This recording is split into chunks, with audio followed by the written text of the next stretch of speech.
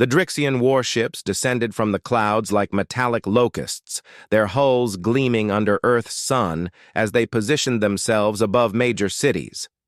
Humanity's first contact with extraterrestrial life had arrived without warning or diplomatic overture. Only the sudden appearance of vessels that blotted out the sky and silenced global communications. Commander Lysandra Reed stood on the Pentagon roof, binoculars trained upward at the massive ship hovering over Washington. D.C. 22 years in military intelligence hadn't prepared her for this moment. No one was prepared. "What's the status on our defensive capabilities?" she asked, not looking away from the alien vessel. Colonel Maddox consulted his tablet. "Not good. EMP bursts disabled 70% of our weapon systems worldwide. The remaining 30% are being jammed, so we're defenseless." Essentially, the first broadcasts came 90 minutes after the ships appeared. Screens around the world flickered to display a humanoid figure with iridescent skin and eyes set too far apart. The translation software struggled but conveyed the essence. Surrender or face extinction. "We are the Drixian Imperium," the alien announced. "Your planet contains resources vital to our expansion. You have 24 Earth hours to surrender control of your governments and natural resources. Resistance will result in immediate planetary sterilization." In the makeshift war room beneath the Pentagon, global leaders gathered virtually to assess their options. "We can't surrender," President Alvarez insisted. "But we can't fight either. Not conventionally." Dr. Iverson Nakamura cleared his throat. The physicist had been working on classified technology for decades, technology that had been deemed too dangerous to ever implement. "There's the Prometheus Protocol," he said quietly. The room fell silent. Only a handful knew what it was. A neural interface weapon that could infiltrate and manipulate electrical systems, including bioelectrical ones. "That's theoretical," objected General Farouk. "And if it worked, using it would violate every ethical standard we've established."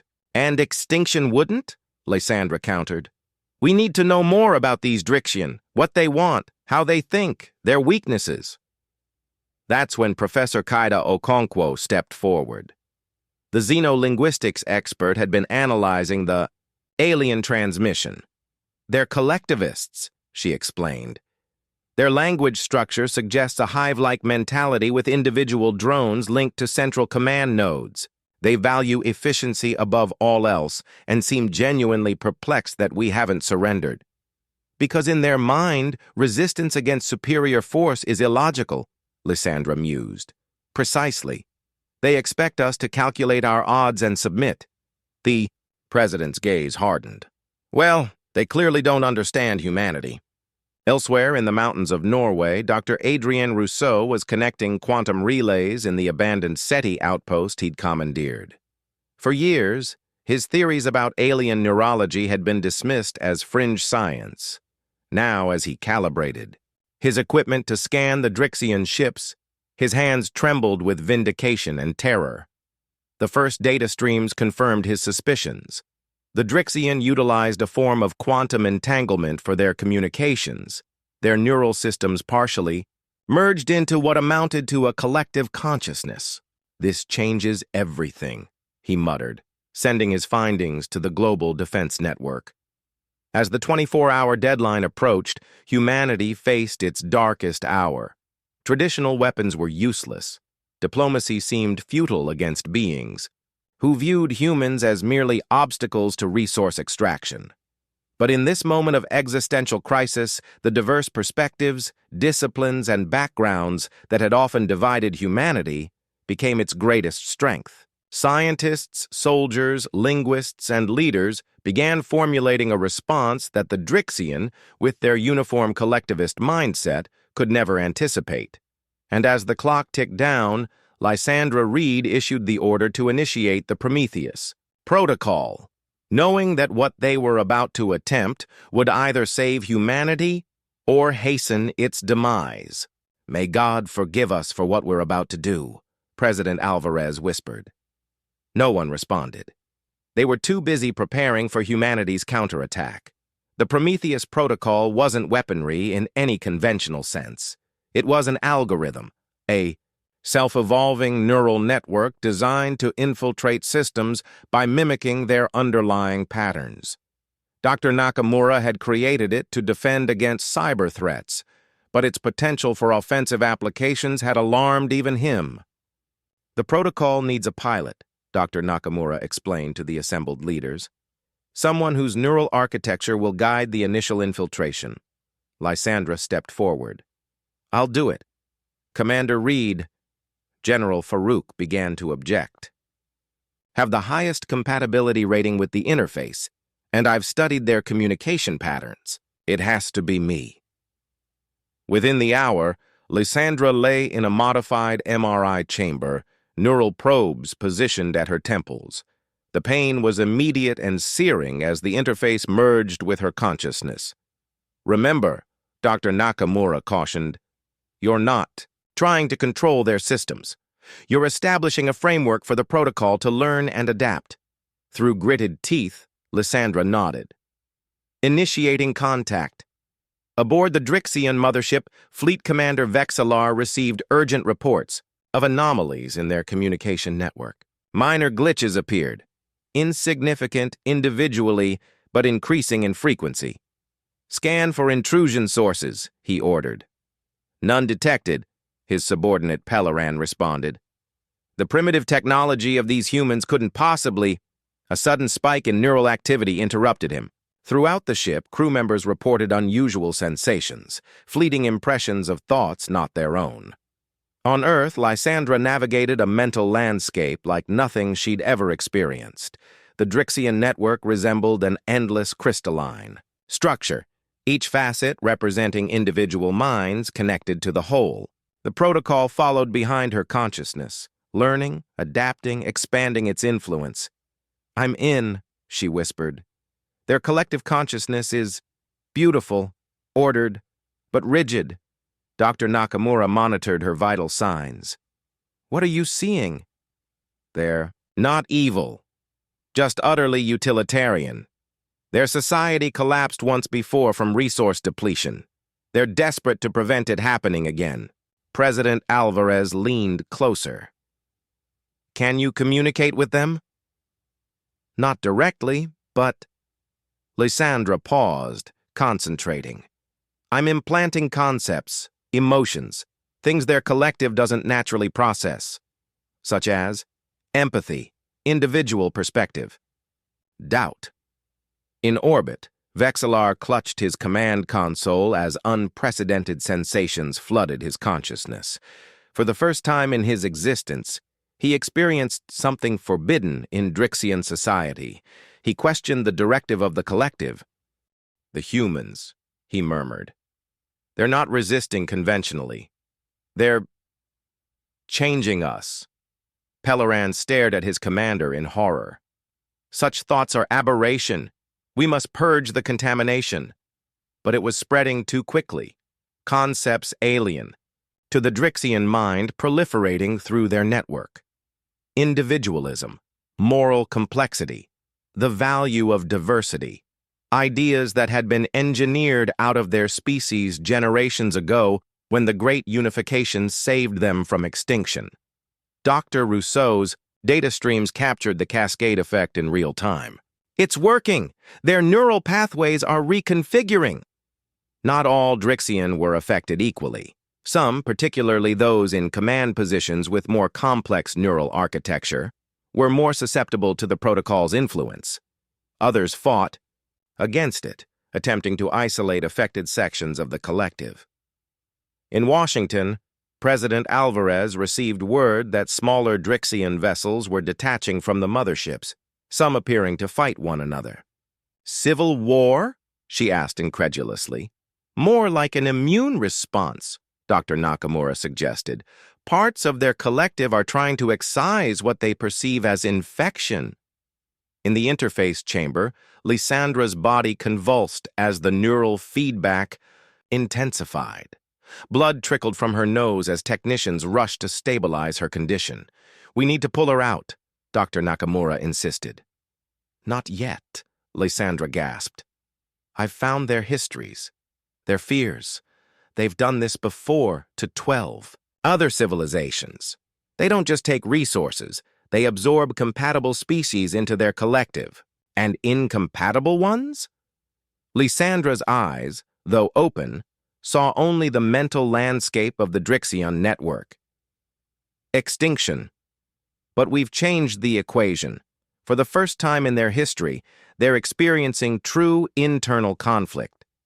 Above, the skies erupted with energy as Drixion ships fired upon one another, the collective consciousness fracturing under the strain of newly introduced concepts it had never evolved to process. The battle for Earth had begun, not with humanity's weapons, but with its ideas. The Drixion civil conflict escalated rapidly. Ships that had once operated in perfect harmony now engaged in combat maneuvers against one another. On the ground, humans watched in bewilderment as energy weapons illuminated the skies. What exactly are they fighting about? President Alvarez asked as they monitored the situation. Professor Okonkwo, who had been analyzing intercepted Drixion communications, looked up from her console.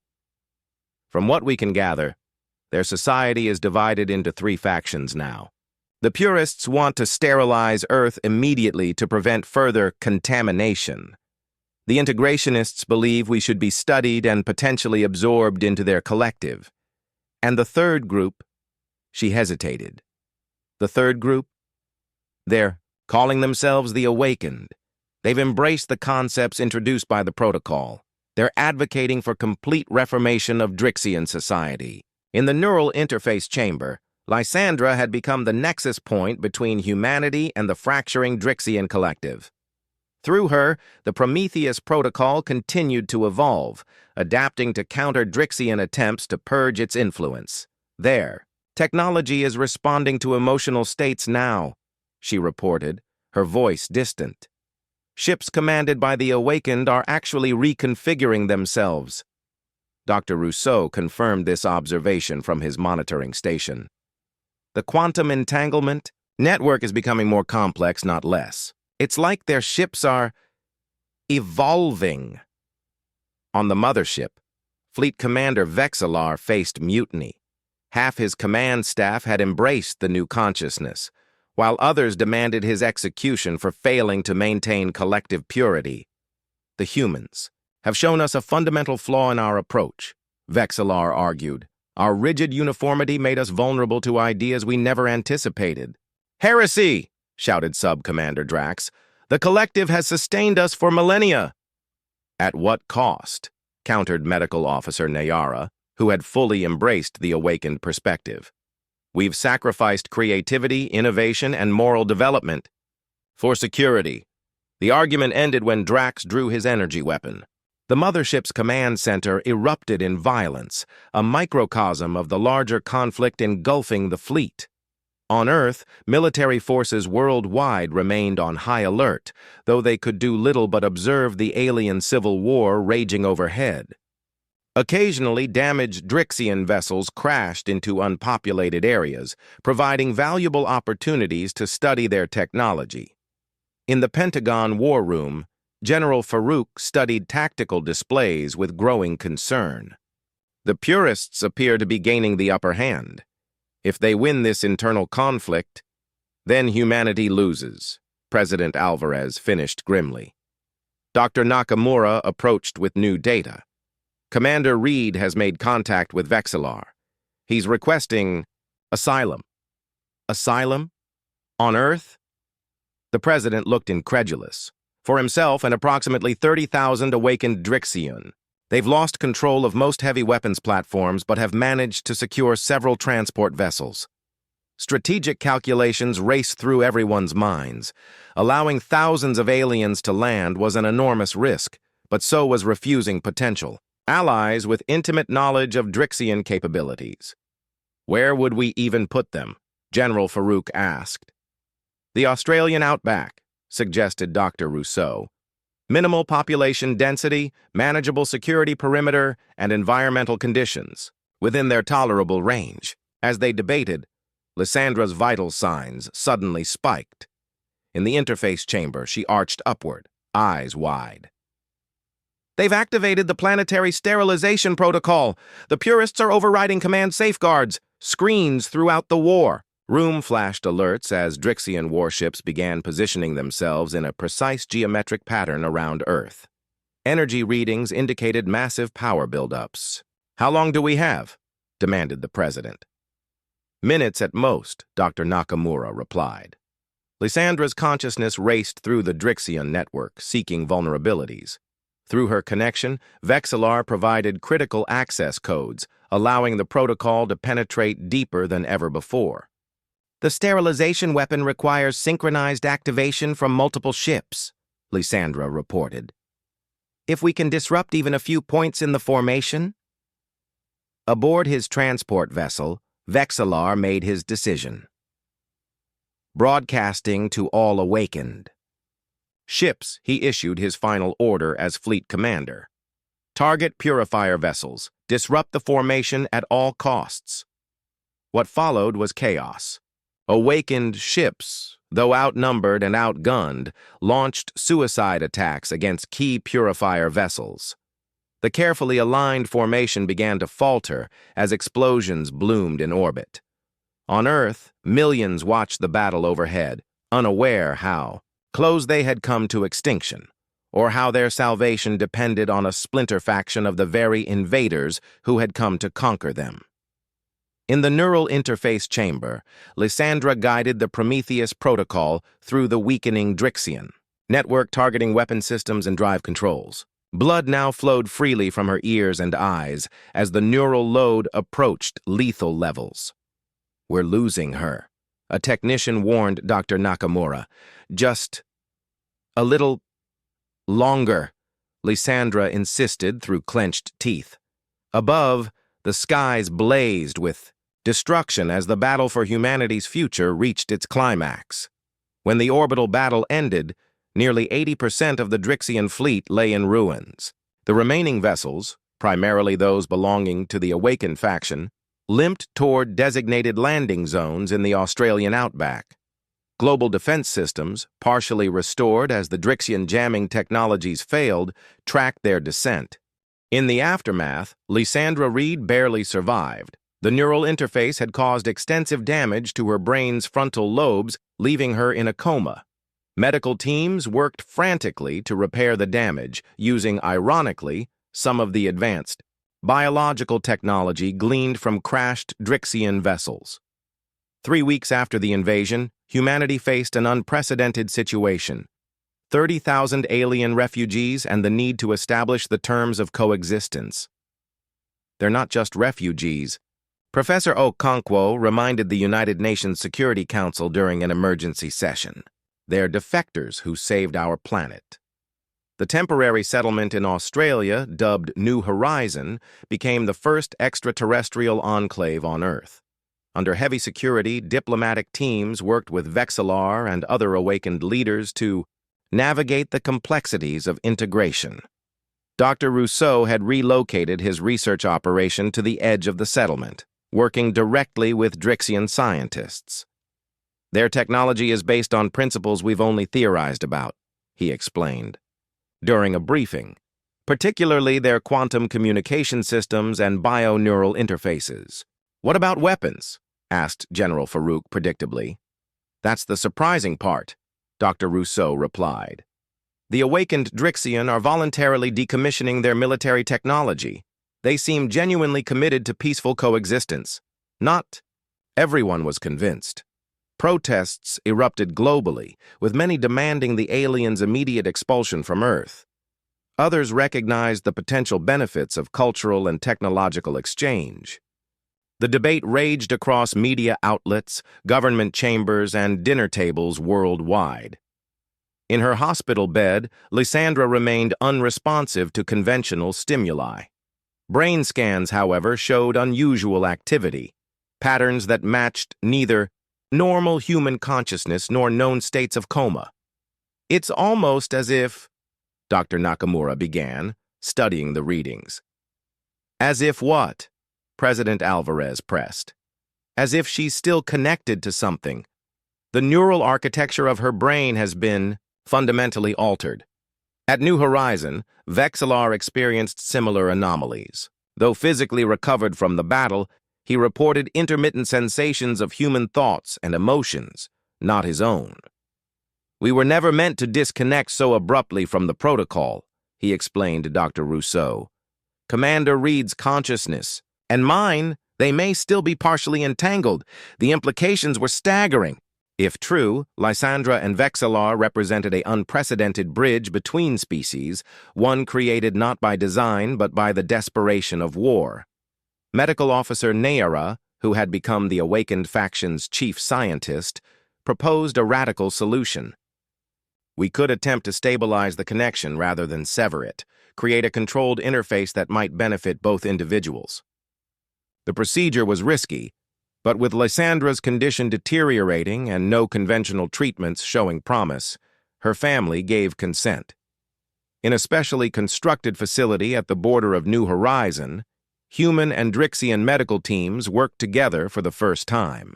They combined neural interface technology with Drixian quantum entanglement principles to create a stable connection between the two altered minds. When Lysandra finally opened her eyes, she immediately asked for Vexillar.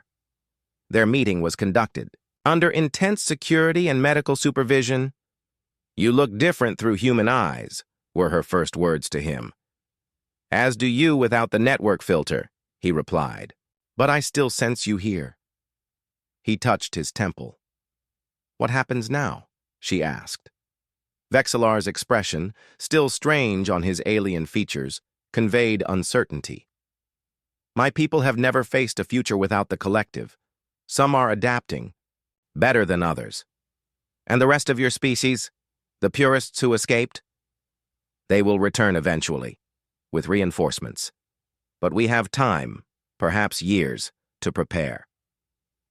Outside the medical facility, the first collaborative human Drixian, scientific teams were already forming. The Awakened brought knowledge of technologies centuries beyond human development, while humans offered fresh perspectives and innovative applications that Drixian conformity had never allowed. An uneasy alliance had formed in the shadow of invasion, one that would reshape both species and potentially determine the outcome when the next wave of Drixian ships inevitably arrived. But for now, Earth had gained not just knowledge and technology, but something the Drixion had never truly possessed: hope born from diversity of thought. 2 years after the invasion, the remnants of humanity's defense systems detected an anomalous signal from beyond the orbit of Neptune. Analysis confirmed what they had been dreading. The purist faction had reached a Drixian relay station and called for reinforcements. "Conservative estimates give us 18 months before they arrive," General Farouk informed the newly formed Earth Defense Council, a body comprising both human and awakened Drixian representatives. Vexillar, now serving as ambassador for the Awakened, studied the trajectory projections. "They'll come with planet-killer-class vessels this time. No warnings, no demands for surrender." "Then we need to be ready," said President Alvarez. "What's the status of the integration projects?" The integration projects had become humanity's focus since the invasion. Rather than simply adapting Drixian technology, scientists from both species were creating entirely new hybrid systems that leveraged the strengths of both approaches. Dr. Rousseau displayed schematics for the orbital defense grid. Phase 1 is operational. We've deployed 15 platforms using modified Drixion shield technology combined with human targeting systems. "Not enough," Vexillar stated flatly. "A Purifier battle group will overwhelm these defenses within hours." Lysandra Reed, now recovered though permanently altered by her neural connection with Vexillar, stepped forward. As the only human who could directly interface with Drixian systems, she had become invaluable to the defense effort. "The orbital platforms are just the visible deterrent," she explained. "The real defense lies here." She gestured to her temple, then to Vexillar's. "In what we've learned about consciousness itself. The Prometheus Protocol had evolved far beyond its original parameters. Under Lysandra and Vexillar's guidance, it had become something new, a framework for linking minds across species barriers without surrendering individual identity. Project Harmony, Dr. Nakamura elaborated, has successfully linked 300 human and Drixian volunteers in a limited neural network. Unlike the Drixian collective, which subsumed individual consciousness, this network enhances cognitive abilities while preserving autonomy. We're testing applications beyond defense, added Medical Officer Nayara. The medical implications alone are revolutionary. Imagine surgeons operating with the combined knowledge of hundreds of specialists simultaneously available to them. Not everyone welcomed these developments. Protests against alien contamination of human consciousness had grown increasingly violent in some regions.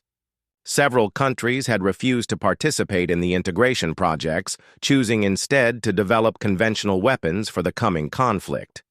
In orbit, construction teams comprising both species worked continuously to expand Earth's defenses. The distinctive architecture of Drixian technology, crystalline structures infused with biological components, now mingled with the angular geometry of human engineering. On the ground, the New Horizon settlement had evolved into a true city, with a population now exceeding 100,000, roughly half human and half Drixian. Children of both species played together in specially designed parks, learning each other's languages and customs. "It's not perfect," Lysandra remarked to Vexillar, as they observed a classroom where young humans and Drixian learned specialized sign language that accommodated both physiologies. "But it's something neither of our species could have imagined before. The purists will see it as abomination," Vexillar responded. "Something to be cleansed rather than understood. Then they'll underestimate us," Lysandra said with conviction. "Just as they did before." As the months passed, Earth's preparedness grew. The Harmony Network expanded to include thousands of participants, their linked consciousness developing defensive strategies that neither species could have conceived alone. Satellite systems employing hybrid technology extended humanity's early warning capability to the edges of the solar system. When the Purist battle group finally emerged from faster-than-light travel near Jupiter, Earth was waiting. But so was something else, something that had been growing in the space between human creativity and Drixian precision. The first engagement occurred near Saturn's rings. Automated defense drones controlled by linked human Drixian operators on Earth swarmed the advancing Purist vessels. Though outgunned, the drones employed tactics so unpredictable that the rigidly thinking Purists struggled to counter them effectively. "They're adapting," warned the defense network operators as the Purist ships altered their formation. Faster than anticipated. The battle for humanity's future had begun again, but this time, Earth fought with the strength of two civilizations that had found something more powerful than either had possessed alone: unity without uniformity. The Purist Armada pushed relentlessly toward Earth, losing vessels to the defense grid but maintaining their advance. Their tactics were predictable yet overwhelming, precisely the approach expected from beings who valued efficiency over innovation. In the Harmony Control Center beneath the Rocky Mountains, 5,000 linked minds, human and awakened Drixian, coordinated Earth's defense. Through their connection, they could instantly share tactical insights, reallocate resources, and adapt strategies in real time. "They're concentrating firepower on the Atlantic Quadrant," Lysandra observed through the network, "attempting to create a breach point." "Reinforcing defensive clusters," responded Admiral Khatri, the human tactical commander. "Rerouting power from Pacific grid stations." The orbital battle had raged for 3 days. Earth's hybrid defense systems performed beyond expectations, but the sheer firepower of the Purist fleet was gradually overwhelming them. Debris from destroyed ships, both defender and attacker, created hazardous conditions in orbit. On the ground, civilians huddled in hastily constructed shelters. Global communications remained intact thanks to Drixian quantum entanglement technology, allowing leaders to maintain contact despite electromagnetic disruption from the battle overhead. In Taito, New Horizon, Vexillar addressed a council of awakened elders, his neural link with Lysandra streaming data about the battle in real time. "The purifiers will reach bombardment range within 6 hours," he announced grimly. "We must implement the final protocol." Medical Officer Nayara shook her head. "The harmonic resonance generator isn't fully tested. The risk is necessary," Vexillar finished. "I've discussed it with Commander Reed through our link. The Defense Council has unanimously approved deployment."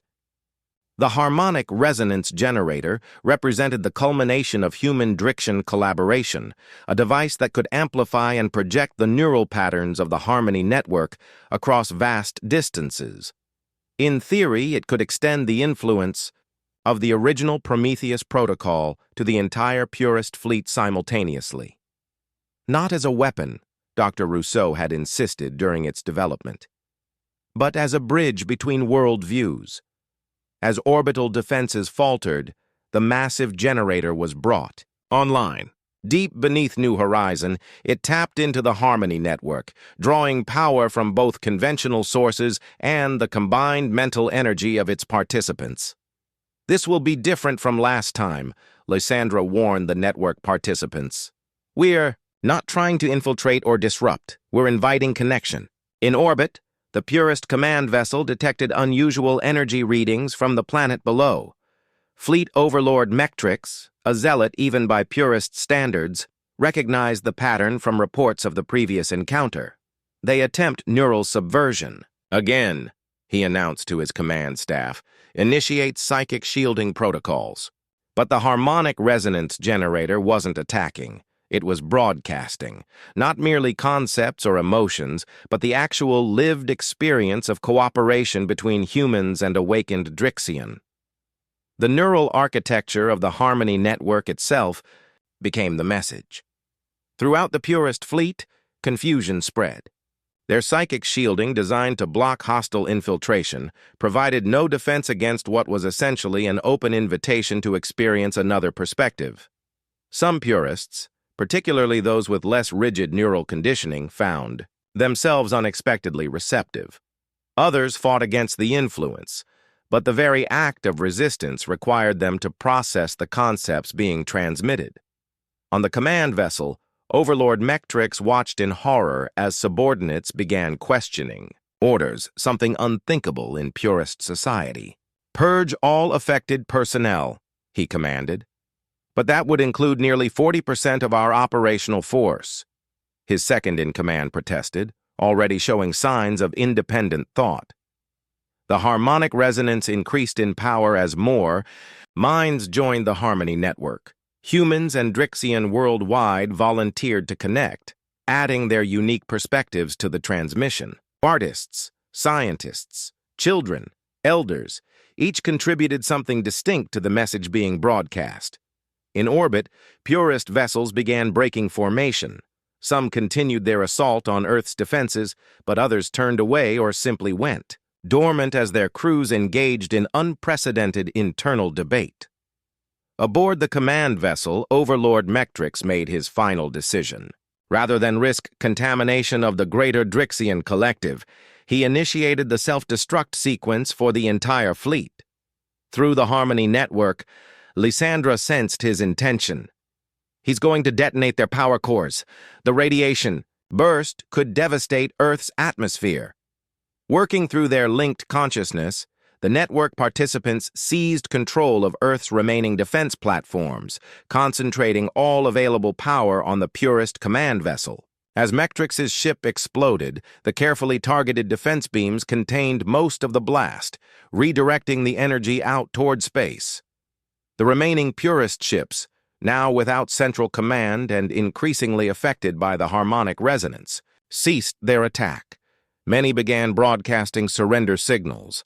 In the aftermath, as the skies above Earth cleared of battle debris, humanity faced not merely survival but transformation.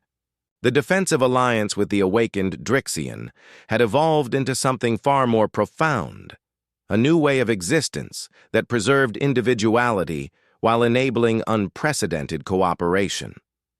The surrendered purist ships were gradually integrated into Earth's defense grid. Their crews, initially held in isolation, were slowly introduced to the concepts that had so fundamentally altered their awakened brethren. 6 months after the battle, representatives from Earth transmitted a message toward the heart of Drixion space. Not a declaration of victory or a threat of retaliation, but an invitation. Join us in harmony. The message carried with it the neural signatures of the Harmony Network, proof that cooperation between diverse minds created something greater than conformity could ever achieve.